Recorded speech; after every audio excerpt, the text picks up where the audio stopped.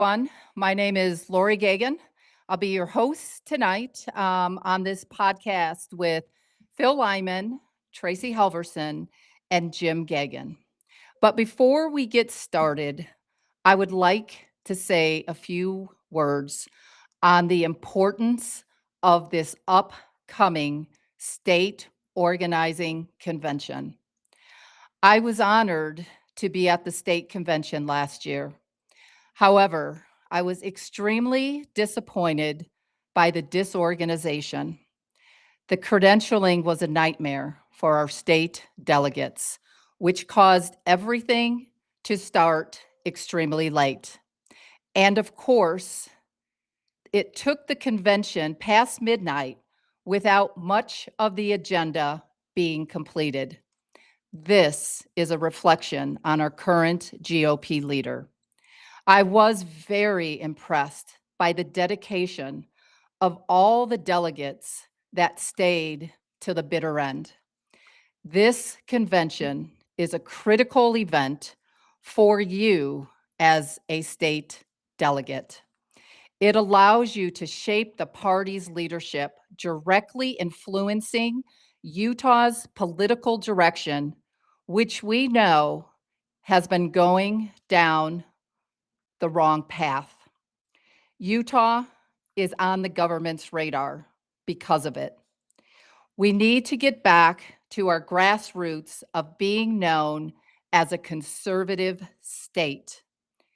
We find ourselves beholden to politicians who harm our families by not listening to the people and putting into place greedy bills that most of us do not want. They like to talk the talk, but not walk the walk. Our current GOP, who claims to have a fresh face, is a decade-old politician whose number one bullet point on his expensive marketing campaign flyer is that he raised nearly $3 million. His last bullet point, which is one of the most important items to a lot of us, was SB 54. The only one that I know who has stood up against this is our trusted candidate, Phil Lyman. Why? Because Phil is the only one who publicly stood up and addressed it, and then went far beyond by requesting SCOTUS to review the election discrepancy. Phil Lyman has been a trusted figure for many Utahns, even after he was forced to the primary for governor, which I then asked myself, where was our current GOP chair when this happened? Crickets. Rob Axson was part of the SCOTUS discrepancy because he did not stand for Phil Lyman, who received 68% of your votes as delegates at last year's nightmare of a convention. This is another conversation in itself. But Phil Lyman continues to fight for your voice to be heard. There are a lot of business issues that need to be cleaned up in our party: land grab, taxes, housing issues, etc. I pray that all of you, as our state delegates that supported Phil in the past, will continue to do so and elect him as our next GOP chair. We need someone with courage who is willing to go against decades of corruption that harm our families. This needs to be an honest, trusted, new face that is willing to fight for you so that your voices are heard. And Phil Lyman is that man. And one last thought. Our current GOP leader, tagline, I bring fresh leadership and new energy. Well, I say to you, this is not new energy, nor is it a fresh new leadership. It is a decade of an old politician who just came out and said he had to register as a lobbyist. Now ask yourself, how long has he been a lobbyist? Which is a conflict of interest. Phil Lyman, we need experience, tested leadership, not unproven ambition in critical times. We were one of the states this election that had an uptick from red to blue in this election. Change happens this month. We do not have another 5 years. This election this month with our GOP leaders changes the direction of Utah. And Leighton, if you could play that video, please.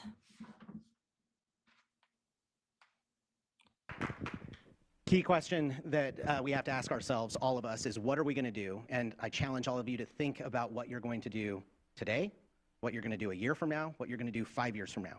We need a 5-year plan, all of us. We need a 10-year plan, all of us, within the party and within our neighborhoods and within our families. The Utah Republican Party, the principles that we believe in, our platform is a force multiplier for good that has helped contribute to the fact that Utah is the best state in the country. But our potential is far higher and exceeds in tremendous ways anything that we've accomplished thus far. So our high watermark is not enough. I firmly believe that God expects us to step up to the plate and to rise to the occasion and to be that force for good, because Utah needs to be in the driver's seat as an example to the rest of the country. You look in Utah, here in the Intermountain West, in my lifetime, we went from all Republican states except for labor union tough Montana, that was kind of a lot of miners and different things. And what is it now? Nevada, New Mexico, Arizona, and Colorado have all gone red to blue. Utah's next. Now, we did get Montana back because the Democrats went so crazy, but Utah is next if we're not careful. So Utah has to do the work now to make sure that what happened in those states never happens here. And again, I believe that our potential and our expectation from our maker is for Utah to be the force multiplier to retake those other states.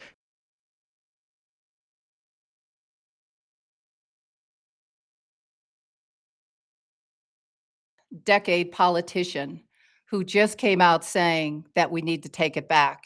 But on his dime, we went from red to blue. And with that said, I would like to bring in Phil Lyman, Tracy Helverson, and Jim Gagan. So welcome. Hello. Hello, Phil. Hello, Tracy. Hello, Jim. It's great to see you all. So, you know what? We have a lot of questions.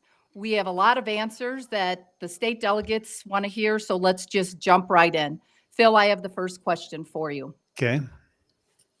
Can you explain to us why Rob Axson was named in the SCOTUS appeal? Yeah, the main reason why Rob was named is because he would need to be ordered to take some sort of action to leave him off. And I talked to him before. I said, I can either put you on this case. I'd love for you to join it as a plaintiff. If not, then you have to be on as a defendant because you're involved in this. And there's going to be some action that the court is going to take that would either, support you or go against you, depending on which side of the issue you're on. So I guess that's in a nutshell.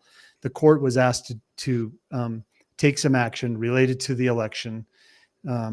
And the GOP was going to be pivotal in basically putting my name back forward as the candidate for a re-election. Thank you, Phil. Tracy, as a supporter of Phil's vision, can you chime in on any additional thoughts of your own? So the petition that Phil did to this Utah Supreme Court, it was just to ask, hey, the law says this, you guys chimed in 2016, and it's being applied this way. So it wasn't a malicious thing, it was an administrative thing. And if the party would have joined Phil, in my opinion, it wouldn't have got dismissed by that one judge because it would have detoured that illegal dismissal. That judge didn't have even the authority to dismiss it.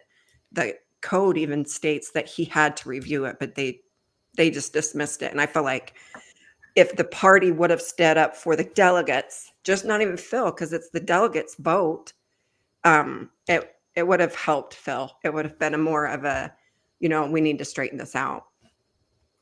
So basically, for me, on everything that I've like researched and done, following Phil, following Rob, and my opinion, I feel that the current GOP leader should have stood up for somebody fighting against something in my words, which I feel it was corrupt and crooked. But Jim, take the next question. Can I just respond really quick to that? Sure. Because this has never been about my fight. I mean, I say it's not my fight, it's the fight.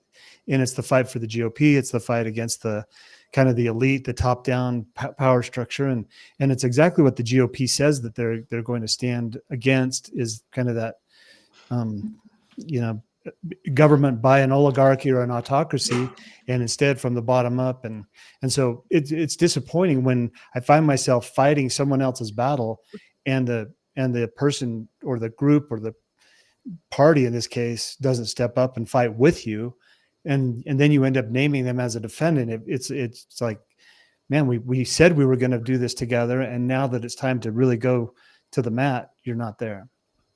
Thank you. And that's 100% correct. So thank you for interjecting that. Jim?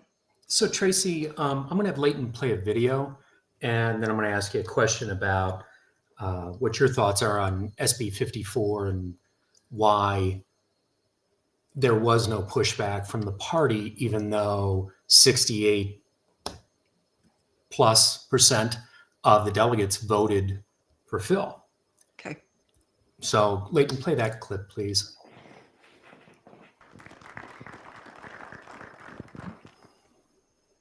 Do you consider SB 54 bad?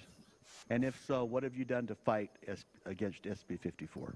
Yeah, hard stop, yes. I have never once liked SB 54. I have never once hid my disdain for it. I have never once watered down my dislike for that system. Since it was passed in the legislative session in 2014, I have opposed it.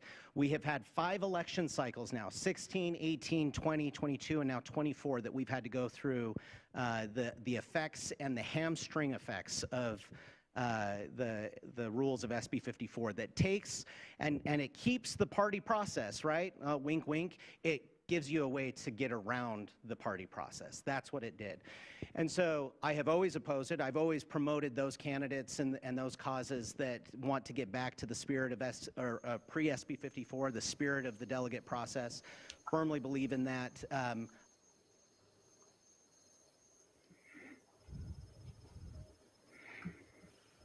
So the question is,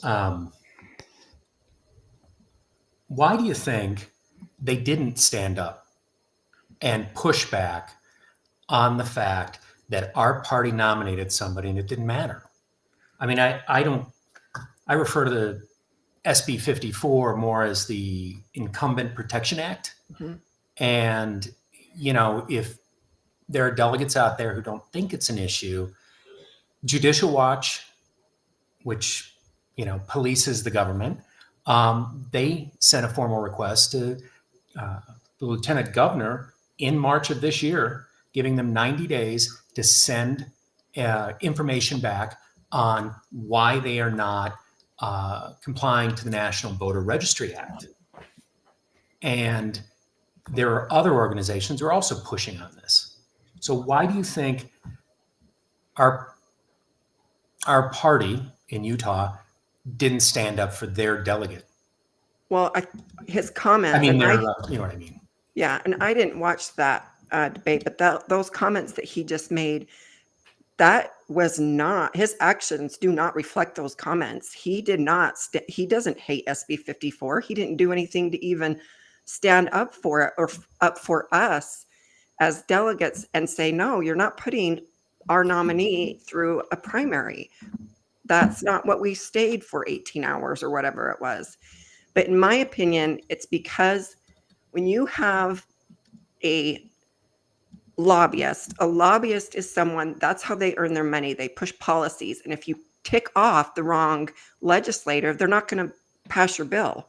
And then that's going to make the company you're pushing the policy for, well, I guess you missed out on your bonus.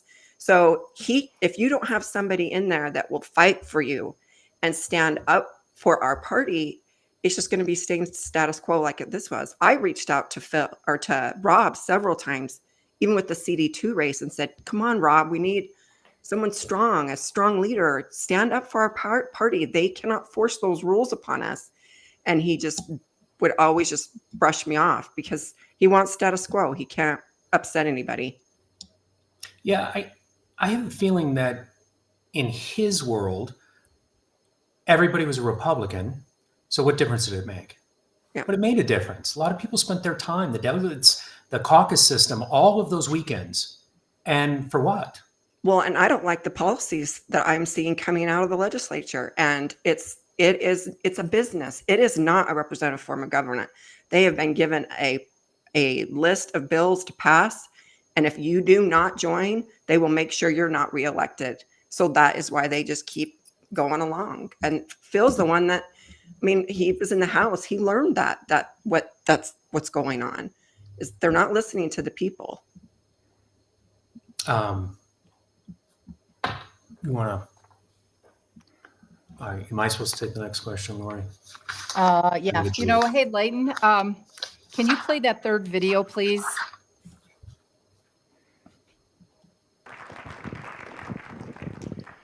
So for me, I spent 13 years in the United States Senate working for Senator Mike Lee. So I took that as my professional kind of path. And then shortly after being elected to the party chair position here, I left his office. One of the reasons I left his office is I didn't want this service to ever seem as it was beholden to one individual, even if I agreed with him. I didn't want my decisions to reflect on him or his decisions to reflect on the party. So I moved into the private sector and I do consulting work. So I consult on businesses, startups, a couple of energy companies, and a bunch of nonprofits. One of those, the Other Side Academy, Other Side Village, that you may have heard, All right, let's heard ask about. They do really great work.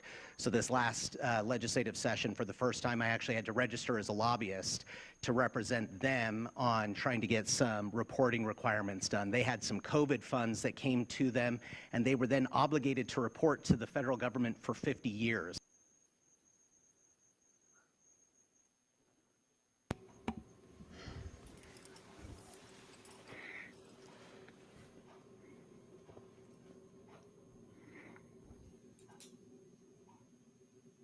All right, so there you go.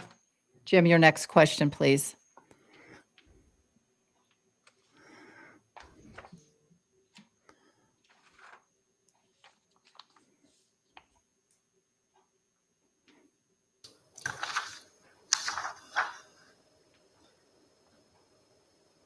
So as a lobbyist, I mean, I think Tracy kind of addressed it. What I'm going to do for the podcast is there's a tool that you can use called Citizens Portal. It goes out and pulls videos and transcripts from all of the legislative and all of the local governments. And there was a group of delegates that after the legislation closed last year, Rob addressed most of these questions in ways that I don't think you're going to be happy with.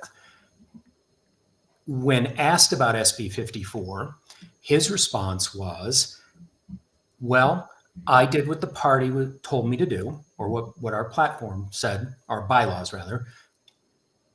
And then it was state law, and state law was the one that trumped, and I wasn't going to push back on it because it was tyranny to push against. I think it's tyranny if you take the Republican Party and dictate to them how their election is run outside of the party, even if the incumbent at the time was a Republican, because that's not representative. Well, and my point is, now we see that even the signature process never applied to us. And that was what Phil was trying to explain in his case, is it didn't apply to us. The Utah Supreme Court already did. But now look, they have left us with a system that nobody even nominated that guy. I mean, he never got the signatures. He didn't even qualify for the ballot. And so for him to say that, to go against it, that is, to me, that is, I'll take that clip and I'll post a link to it when this is posted to Rumble. And I think if you're a delegate, it's worth listening to, because very political answers, didn't really address any of the concerns, and there were a lot of concerns. I want to chime in on that one. You tell me if I'm jumping out of line on this, but to me, I could talk forever about this because it hits right at the core. I mean, I respect a person who needs to make a living. And sometimes that means you're a consultant. Sometimes that means you have to register as a lobbyist. Sometimes you do these things. But what I've seen happen, and this is where my experience informs my politics, you got people out there in the public, your neighbors, your friends, your family members who are trying to make a living, and policy rolls in and rolls right over the top of them, shuts down their industry, shuts down their productive capacity, closes off access to the resources that they might need, puts regulations on top of them, raises their property taxes out the roof, all of these things, while somebody else has got an inside track to the legislators or to the policymakers. And I'm not saying that Rob has an inside track. I'm not saying he's got his thumb on the scale, but it's a system that circumvents the free market. Free market says, I have as good a shot at winning with my business idea as the next person. And if his is a better idea, then he's probably going to win and I'm going to lose. When you get lobbyists running the show, when you get money buying the politicians and buying the policymakers, then real people get hurt. Honest people out there trying to do the right thing. And the sad part is that most of them don't know what's happening. They're looking and saying, they don't understand why their industry was shut down, why their logging company no longer is in the business and somebody else's logging company is. And you get digging into it. And this is what I've said during the COVID response. People said, follow the science. Well, we followed the money. And when you follow the money, you find out we're being run by a bunch of pirates. I mean, literally run by pirates, and all they're looking at. And again, I'm not saying this about Rob. I'm saying he's got as much right to go out and try to make a living. But if he crosses the line on that, then he's in the wrong, and we're dealing with despotism versus a free market. And I will say my gripe has always been with Spencer Cox, because I've observed it from the time I was a county commissioner through the state legislature. I watched these things happening, and it's like, man, we have a system of lies that is driving the whole process, and that's got to stop. So that's why I'm running for, whether it's the state legislature or the county commissioner or whatever it is, for these offices, because this has got to stop. We can't operate this way. It's counter to a Republican form of government. It's counter to America.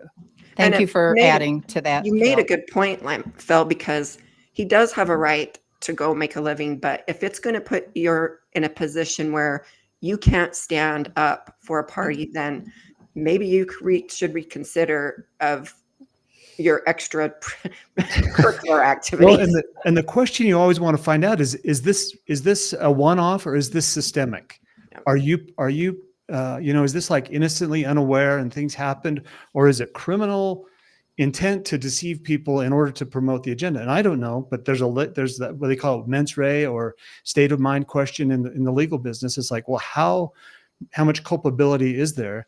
And what I'm finding, I guess, the more I dig, the more intentional all of this appears. Thank you. Well, and I think when people ask if a lobbyist should be at the head of a party, I think the conflict comes in. My understanding is that there is I guess he's doing energy lobbying is part of it. Well, let's say I hire him and I have a deal, and I'm pushing for a bill that's good for me, and I've got buy-in from the legislature and maybe the sitting governor. Well, then as the lobbyist, my job would make sure the sitting governor stays the sitting governor and not start that process over again, or I'm not a very good lobbyist. So I think there probably are some conflicts that come up, and I'm not saying that he did or he didn't. I'm just saying that why as a party would we have improprieties like that, that could be alleged? Thank you, Jim. Thank you, Phil, and thank you, Tracy. So the next question, and I want to move on for that, but I think for our state delegates who may not know, uh, it's important to know that um, his wife is a paid lobbyist, and that makes a difference, at least to me. So the next question is for you, Phil. Our current GOP leader claims he is against SB 54, but his actions seem to support the opposite. As a GOP party leader, what would you have done if the roles were reversed and our current grand old party leader was put through the ringer like you have been? Well, the image that comes to mind is slow pitch softball. When you're playing slow pitch softball, your own pitcher is pitching to you as the hitter, and his whole objective is to pitch something that you can just knock it out of the park.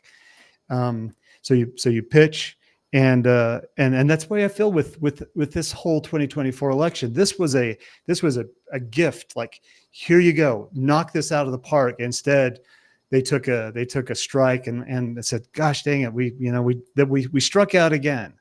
So what I would do if I were the GOP, and I don't know that we're ever going to have another 2024 scenario play out as perfectly as this one did, where you have an incumbent governor who clearly lost the convention, a challenger who clearly won the convention, and then also, and I will argue, a really competitive candidate when it came to the primary. I think we won the primary. I think we're cheated out of that one as well. But of course, we can't ever look at any of those records. So you have a really viable situation where it's like, this is going to come down to whether or not the party gets involved, and they didn't get involved. So it's like, you can't then come and say, I'm against SB 54 and I'm for convention candidates. It's like, there's no way you can claim to do that. So, but if I were the party chair, number one, I would be fighting, assertively, not waiting for this big slow pitch to come across, but fighting assertively to stand up for our candidates, to stand up to the lieutenant governor's office, and really to stand up against the obfuscation that we have in Utah. It's a culture of obfuscation. We should have a culture of transparency. The GOP is the 800-pound gorilla in Utah. They have the ability, if they were to flex their muscle, they could affect things on such a dramatic scale. And I almost think that they know that, and sometimes, maybe in good conscience and good effect, they say, we better not be too aggressive because we do have so much power. That's being generous. On the flip side, you're looking and saying, you're not for us. You are actively doing nothing. When you are the 800-pound gorilla, you won't flex the muscle. That would not be the case if I was the chair. We would be well, and I'll couch it with this: the SCC is in charge. You're just the chairman of the state central committee. There's not a lot you can do without them, but there's a lot of influence that you can assert, and I would assert all the influence I could to get the GOP active. Thank you for that, Phil. Jim, next question.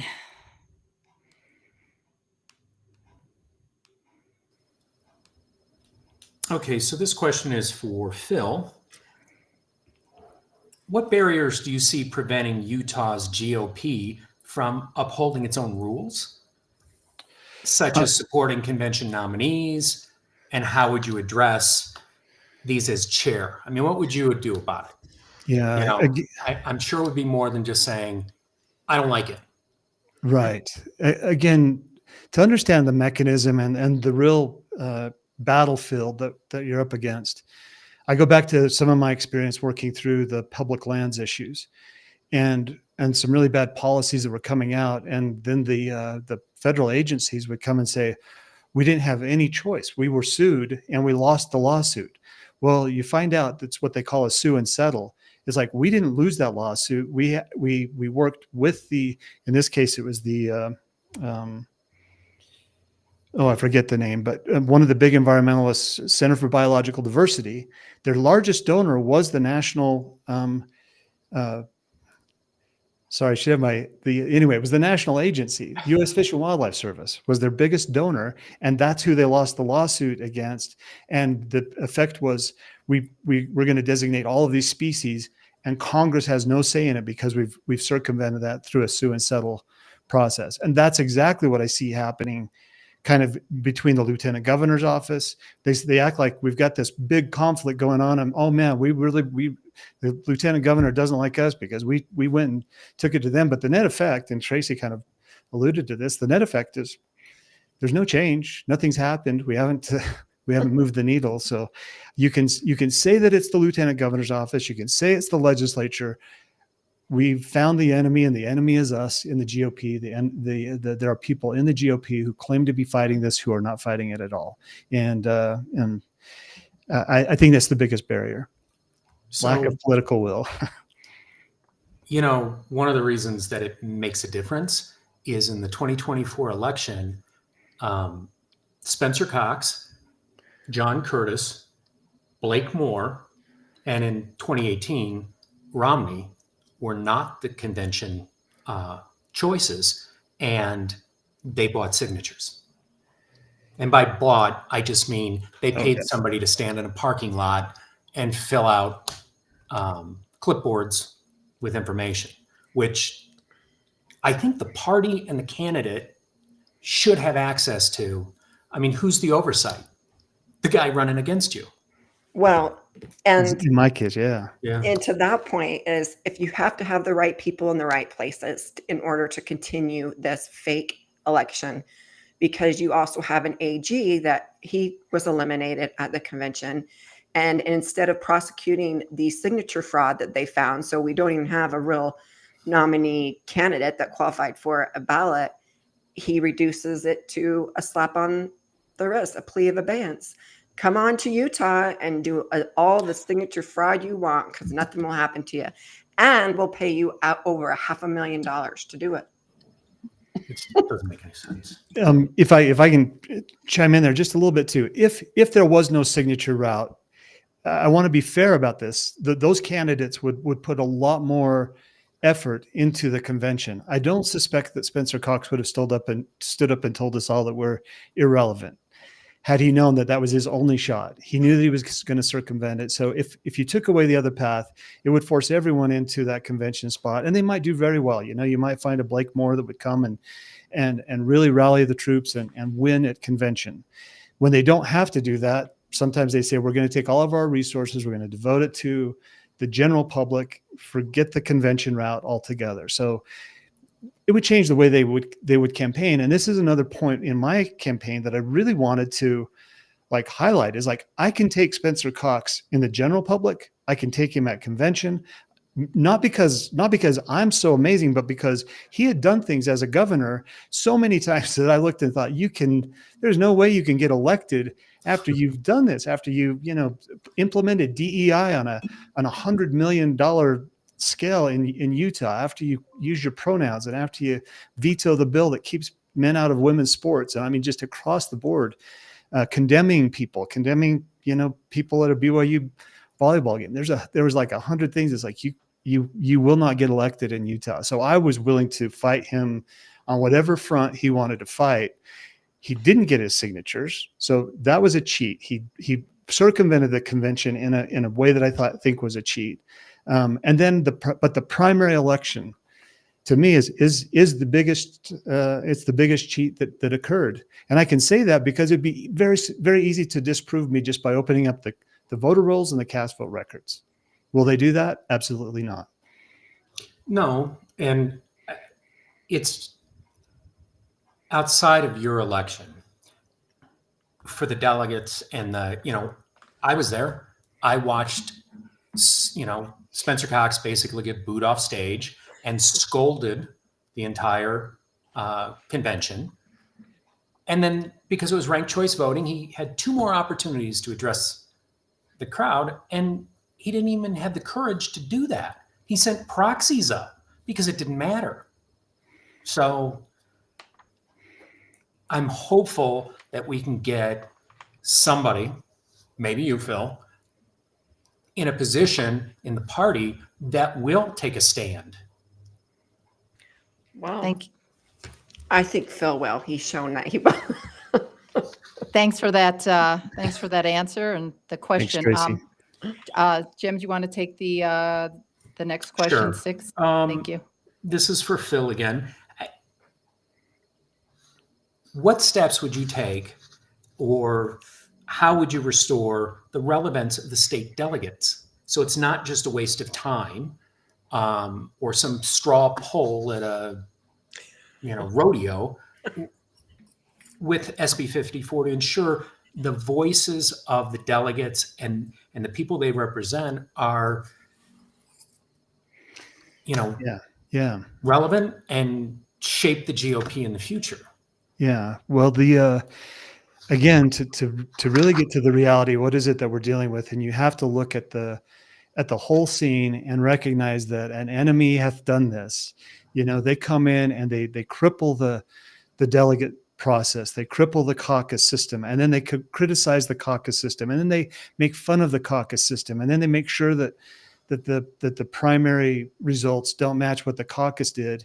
And all of this is done by people who really hate us as delegates. They want us to go away. They really hate the Republican Party. They want to, but they know in Utah that it's a great way to, rather than trying to come in with a third, with another option, let's just take over the Republican Party. That way you cover all your bases, and it's very systemic. So in order to restore the relevance of the delegates, you have to acknowledge and confront that reality that we are a captured party by our worst enemies. And if you look at this is not left and right. This is up and down. This is like a uniparty, Envision Utah elite group at the top saying, no matter what you do, we will control politics in Utah. Mm-hmm. And people at the lower end they've got to stand up and say that's not going to happen. And then at the crossroads, whether it's up and down or left or right, is government, and government is supposed to protect the liberty of the people, not take their stuff or prosecute them into oblivion or whatever. They're supposed to protect that liberty. And the GOP, I would argue, the GOP is the rightful conscience, I guess, of the government in Utah, especially. If we're not going to stand up and hold them accountable, we certainly aren't going to expect the Democrats are going to step in and hold government accountable to the people. That's the GOP's job. Yeah, and I think the GOP in Utah was as strong as we were, as I thought it was. We wouldn't have started to slide blue. I don't know if you guys have been through Salt Lake lately, but yeah, we're definitely on the wrong path. We're losing the conservative grassroots people. They're discouraged. They're looking at saying, this is not the party that I, and the leadership. And I've been in the legislature when we have these big meetings. It's like, and they will say, Utah prefers a Mitt Romney Republican to a Mike Lee Republican, and we need to shift more to the Mitt Romney. Well, that's gaslighting. That is not true. That is not what the Republican Party wants. That's what the Democrats want. That's what the Uniparty wants, but it's not what the people want. So yeah, again, I would refer to Utah as a rhino sanctuary, or at least it seems like it's getting there. And it's sad. You see these good candidates, these good conservative people that are just saying, I'm not doing this anymore. They switch over to either go independent or libertarian or don't vote at all. Or don't vote at all. Yeah, even worse. Yeah, agreed on that. All right, next question. This one's for you, Tracy. Is there a way to make delegates feel relevant again and still put convention nominees on the general ballot? Yes, and that is just enforce the law. I mean, the law doesn't require us to use signature gathering. I know everybody thinks that we're going to have to remove SB 54, but if the law was just enforced and the party stood up for the candidates, it would have ended. I'm sorry, but Phil did the right thing when he did, hey, I'm questioning how this election is being applied, when he did the Utah Supreme Court. But of course, that justice is the one that swears in the governor and is appointed by the governor. So he's going to just dismiss it. But if you have a party chair or leader or SCC group that will stand up and say, no, no, no, no, you're not putting those people. That's not our rules. A state cannot do that. It's already been ruled upon. There's already been court cases. But if you don't have a strong chair, it's going to be doing the same thing. Just going to go through the same motion, and they're going to put their signature gathers on it. And we're left with fraudulent elections, in my opinion, and no one's changing it. And that's why this election is so important. Mhm. Again, because change doesn't happen 5 years from now. No. Change happens this month. This is the time for the state delegates who are following Phil to continue to have their voices heard. So thank you for that. Jim, you've got the next question. So, Phil, what would you do differently to make the convention or the caucus system in general work a little bit better? You know, there were long lines, delays, Right. there was no food, you couldn't get through the bylaws and the business of the delegates because they ran out of time. And a lot of that was due to the fact that it was poorly managed. I also, I think that a lot of the delegates felt that it was amateur hour, and I'm not being mean. I'm just saying, I bet we've all been to lots of conventions and things. And I don't mean political, but just events, and they're run better than this. Yeah.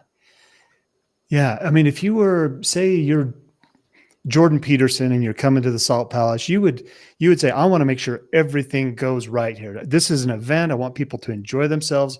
I want good security, but I don't want that security to be overbearing. I want people to be able to find food when they're hungry. I want people to, to really like be in their best mode as they're carrying out that business. So you have to anticipate that this convention is going to be fatiguing to people. So you try to make them comfortable. The credentialing process at the last convention was astonishingly fatiguing. People standing in line for 3 hours. It's like you can bet that they're going to be pretty fired up. And the fact that element could be remedied even on the spot, like, okay, well, let's do this and this and this, and let's get these people through credentialing.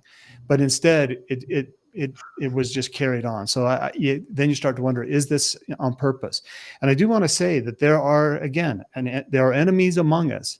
They tried to sabotage the caucus system on caucus night. Well, they did sabotage the caucus system on caucus night. I assume they sabotaged the credentialing process. Somebody said, well, there was a padlock on a door that it shouldn't have been there. It's like, well, I'd like to know who put the padlock on the door. But number one, next time, don't let somebody back there to put a padlock on the door. Don't set it up so you're vulnerable to those attacks. And Tracy and I have talked about this. Caucus or convention should be a party. It should have a party feel, because you've got a bunch of people there who love America, who love Utah. No better place to come, wear your gear, encourage the boisterous outbreaks, all of these things, and say, yeah, this is what we're here for. This is America. This is Utah. Let's have a party on convention day, and reject all of those, fatiguing elements that are going to be there. To address those, make sure that they don't come in and have a dominant effect on the people. Well, and I think it's not like it's the first time they've done this. Why isn't the party scheduled 5 years out in advance at different venues? You just say, hey, we need this date in whatever, and they'll be happy to book it for you.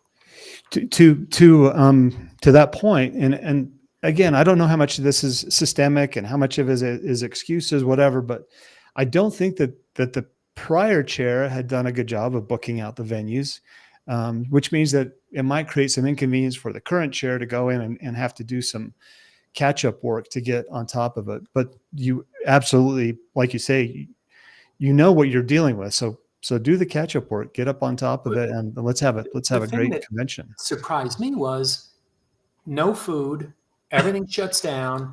Why didn't they bring in food trucks? They're all over Utah. I'm guarantee there's a bunch of food operators who've been like, I'd love to get to the convention center and provide, you know. Yeah, I've been to a couple of things at the Salt Palace that the Salt Palace themselves sabotage. We had the We Connect, Tina Horlocker had her big event there, and they literally just outright sabotage that event because they're Marxists, and they Yeah. don't, so Yeah, but there's got to be lots of venues besides just exactly. downtown Yeah. Salt Lake. Yeah. So If I'm from rural Utah, maybe I don't want to navigate the streets at midnight in a town that I'm not overly familiar with. yeah, no, there are Good better point. venues. Good point. Phil, I've got another question for you, but before I ask mine, Steve Ace wants to talk to you. I need to read this question. It's going to kind of sort of go hand in hand with my question. So Steve says, I have talked with a couple hundred state delegates trying to get them to attend this month's convention. And I hear time and time again from them, why should I even bother or waste my time when the state is just going to run roughshod over the delegates' votes anyway? Why should we take valuable time and energy out of our lives when the party will not back the delegates' wishes? So I would like for you to answer that, and then I'll go into one final question that's going to kind of go hand in hand with that. So if you would, please. I think you have to preach the gospel of government and republicanism. You have to give people a pep talk. You have to get them engaged, and it's hard when things are happening. But again, to get the reality of what this is, yeah, we do have opponents. We have people deliberately trying to undermine us. And I love Patrick Henry's quote before he said, "Give me liberty or give me death." He said something to the effect, nature knows how to value its commodities, and it would be strange indeed if freedom was not purchased at the price of fatigue and effort and trial. And so we recognize this is not, of course there are people who are going to try to take away our liberty, our freedom, to cast a pall on the convention. We're going to do it anyway, and people need to know that. So you give the pep talks, you talk about it. Again, you preach the gospel to people. You what we need in Utah is a revival, genuine, like religious type revival of the Republican Party, and say we are Republicans. We're going to go out and bring in the lost sheep. Our Republicans who have really gotten discouraged, and acknowledge that there's been some discouraging things. And but I guess that's what I would do is say, number one, let's change it going forward, and number two, let's connect with the people on a real level. And no, these people are not dumb, especially when we're talking about like these engaged state delegates. These are highly informed people that are looking at this system and saying, this is futile. They're just working us over. I've said the role of the party chair, never let things that matter most be at the mercy of things that matter least. Your job is not to go to Nevada and get Trump elected. Your job is to get the lieutenant governor's office, to comply with the law, so that your convention is conducted in an honest, forthright way. And I will make that as a criticism. I don't have a lot of criticisms for people who are in there trying, but that's a criticism that I have, is that our job is to focus on the apparatus and make sure that the playing field is level and that we're ready to go. And they did not do that. Okay, Yeah. thank you for that. And that's, what, Phil, that was, that's a good point that you made. So thank you for that. So last question, and then we'll have a few comments. Phil, I'd like you to take this opportunity to speak directly to the state delegates that are watching this. And I pray that the state delegates that are watching this will pass this along to the other state delegates who now feel defeated. But Phil, what can you say to the 68% of the state delegates who supported you at the state convention last year to continue to fight for you, assuring them that their voice matters this time, and to continue to rally behind your vision for a stronger, more transparent party, urging them again to stand behind you as you lead the charge for change. Well, I guess thank you for doing this. Thanks, Tracy, for everything that you do. It's phenomenal. What I would say to the delegates, and I guess to everybody, is they've labeled us as divisive, however you want to pronounce that word. Is resistance divisive? Is resistance to bad policy and to government, is that divisive? What would we do? What would America look like if we didn't have resistance? And I would argue that it's a despot who calls resistance and friction division and condemns it. I don't condemn division. I don't condemn multiple, disparate viewpoints. America was founded with a constitution that was designed to take all those disparate viewpoints, all the contentious viewpoints that come and still have a functioning government in spite of the differences, not to make people think alike. And we're being ordered to disagree better. We're being ordered to stop the divisiveness. I'll say divisiveness. And that's a ploy. It's a ploy that despots use on people that they look down on. And I guess that's the one thing that is clear to me through the last 15 years of my political engagement as a commissioner and as a legislator, and then going through even more so as a candidate, is that there are a group of people who look down upon us, and we don't have to take it. We have all of the power to control the government. That's what a Republican form of government is. That's what the Declaration of Independence said, is that governments derive their just powers from us, the people. We are the collective conscience of the government, and it's our job to do it. I said this the other night. Someone asked about civility, and I said, as a parent, I don't scream things at my kids, but I desperately want them to understand the concept, so that when they go out into the world, that they understand, that the reality of what's going on. You don't suggest to your kids that they don't play, in a busy street. You say, no, we're not going to do that. That's not being contentious. It's saying this is really, really important. So I've always felt an obligation in politics to explain it in a way that people understand. So this is dragging on a little bit. I'm talking to the delegates here. I would love for them to understand. I am not trying to pull the wool over their eyes. I'm trying to pull the shackles off so that we can see clearly what is happening and respond accordingly, because it is our party. It's a great thing. America is a fantastic country. We have an opportunity with Trump in place. That the whole landscape is like just laid out in front of us. And if we fail to seize this opportunity, I don't think we're going to get it again. Thank you, Phil. So I just want to make some final comments, and then Tracy, I'll give you a few minutes just to wrap up to see if you have any final comments. So, marketing flyer, very expensive. Thank you, Rob Axon. I'm just going to read his bullet points again, because this is a seasoned decade politician in the importance of these bullet points. Raised nearly $3 million. And I'm sure that's in Phil's wheelhouse to help and do that as GOP chair.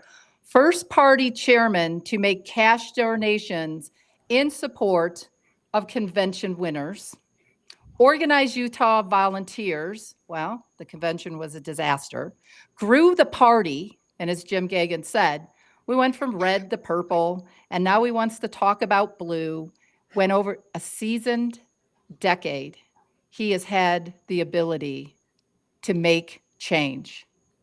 Continued the fight against SB 54, and we've watched his own videos. We know that he's part of the SCOTUS.